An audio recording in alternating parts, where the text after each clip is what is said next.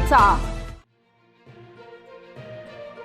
चांदवड तालुक्यात मका खरेदी प्रक्रियेत मोठा गैरप्रकार उघडकीस आलाय।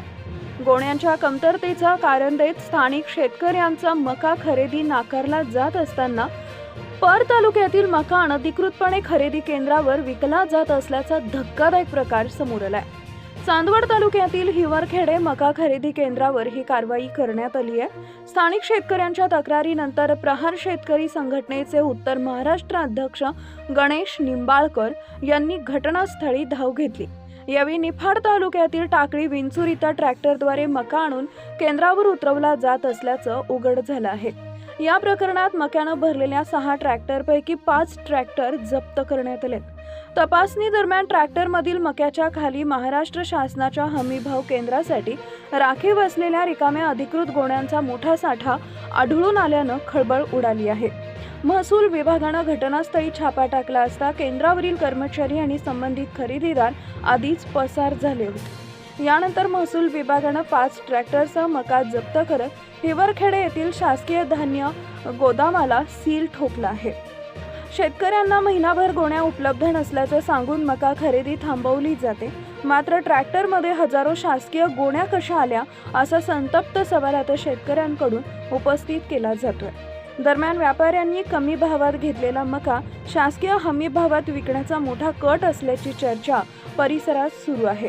या प्रकरणामध्ये मोठं रॅकेट कार्यरत असल्याची शक्यता मानली जात असून या प्रकरणाचा सखोल तपास सुरू आहे। आता या प्रकरणात मुख्य सूत्रधारांवर कारवाई होते का याकडे संपूर्ण जिल्ह्याचं लक्ष लागलंय। आज सकाळी धक्कादायक गोष्ट दिसली आम्हाला इथं चांदवड लासलगाव रस्त्यावरील जे पलोडचं गोडाऊन म्हणजे पलोडची जी गोडाऊनची जागा आहे ती शासनाने घेतली इथपर्यंत माहिती होतं, पण याच्यात चांदवड व्यतिरिक्त निफाड तालुक्यातले ट्रॅक्टर खाली होता हे माहीत नव्हतं।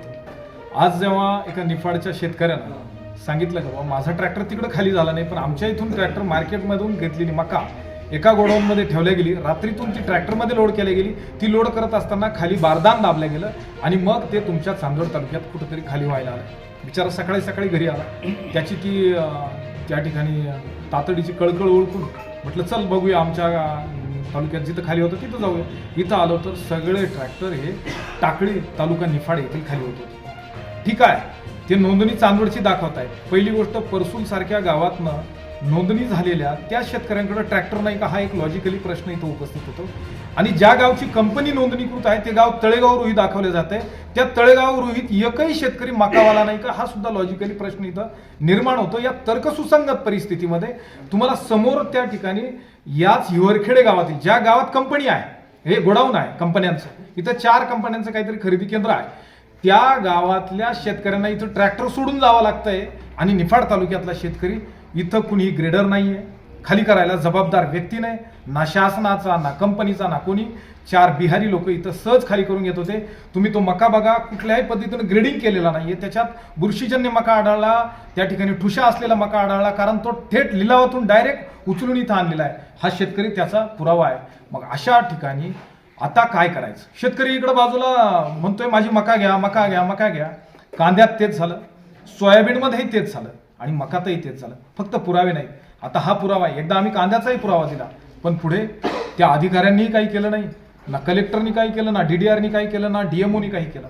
या कंपन्यांना बोबाट सुटल्यामुळं शेतकरी मात्र संपतील हा त्या ठिकाणी भीतीचा विश्वास या ठिकाणी व्यक्त करतो। पण आता जर या ट्रॅक्टरांचा खुलासा इथं जेवढे 10-1 ट्रॅक्टर आले त्यांचा खुलासा शासनानं व्यवस्थित केला नाही तर आम्ही तहसील कार्यालय चालू देणार नाही, किंबहुना एकतर तहसील कार्यालय चालेल किंवा आमचे श्वास चालतील, हाच इशारा या ठिकाणी देतो।